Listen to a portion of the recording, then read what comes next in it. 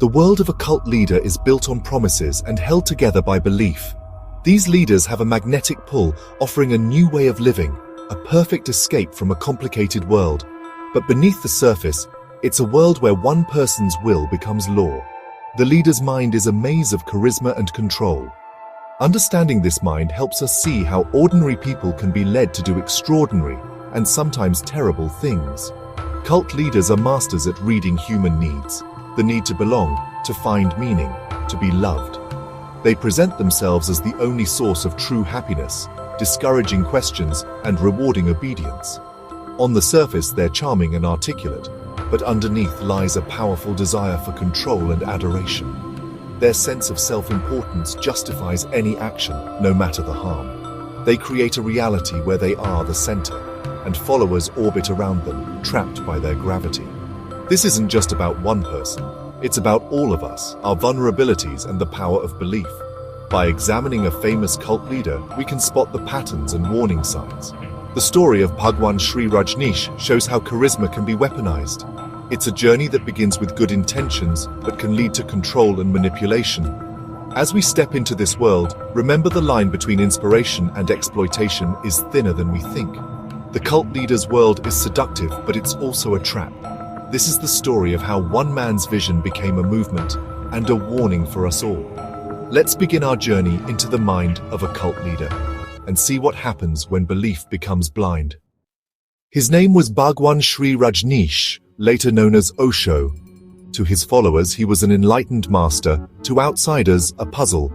He was called the sex guru, the man with 93 Rolls Royces, and the leader who took over a small American town. He preached spiritual freedom but demanded absolute loyalty. The Rajneesh movement began in India in the late 1960s, attracting those tired of traditional religion.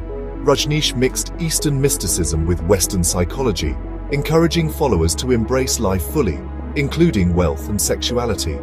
His charisma was magnetic. He promised a life free from guilt and full of joy, an irresistible offer for the lost and unfulfilled. Followers, called sannyasins, gave their lives to him. But behind the gentle voice was a calculating mind. The story of the Rajneesh movement is one of building a world and watching it crumble under its own contradictions. To understand how he built such devotion, we must look at the man behind the myth. What made Rajneesh so compelling and so dangerous? Let's look at where it all began. Before he was Bhagwan, he was Chandra Mohan Jain, born in a small Indian village in 1931. From childhood, he was rebellious, questioning authority and tradition. He was a brilliant student and a troublemaker, always pushing boundaries. This rebellious spirit became central to his identity as a spiritual leader. He studied philosophy, became a professor, and traveled India giving controversial lectures.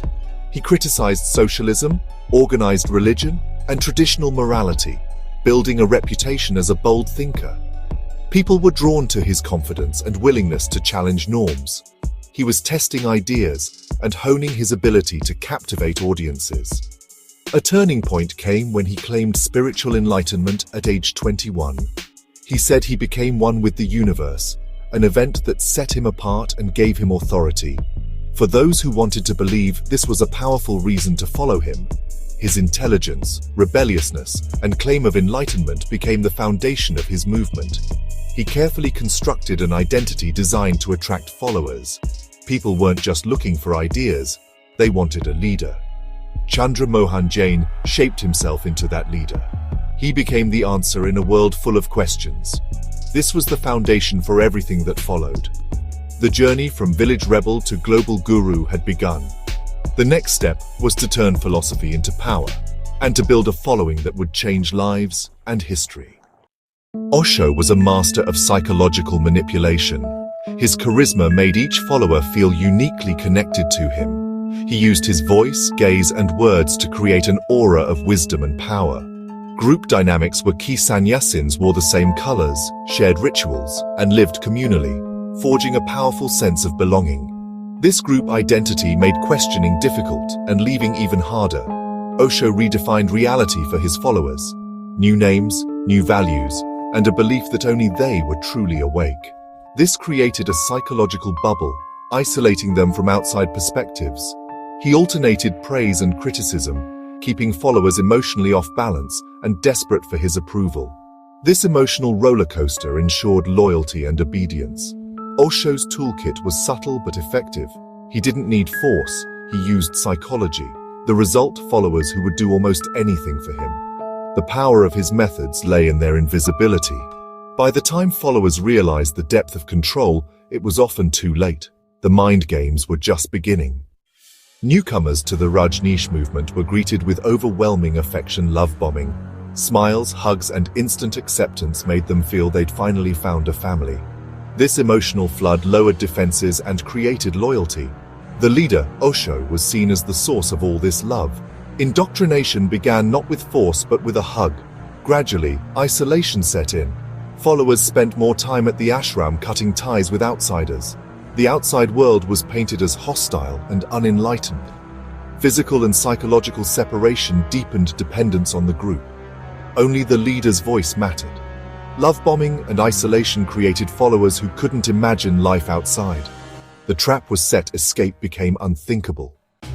The Pune ashram became a global magnet for spiritual seekers in the 1970s. Osho's dynamic meditations and encounter groups broke down inhibitions, promising liberation. Life was intense, emotional highs and lows, but also overcrowding and conflict. Osho's teachings on sex and criticism of Indian values made him controversial.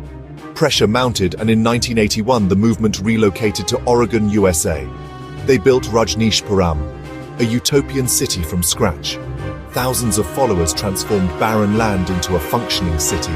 The arrival of red-clad sannyasins shocked the conservative local community.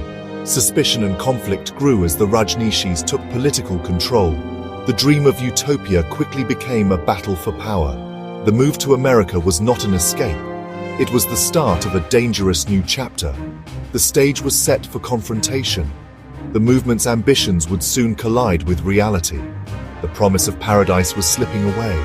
The seeds of downfall were already sown. The empire was about to face its greatest test. Rajneeshpuram looked like a modern utopia, but control was absolute. Sannyasins worked long hours for free, believing in a higher purpose.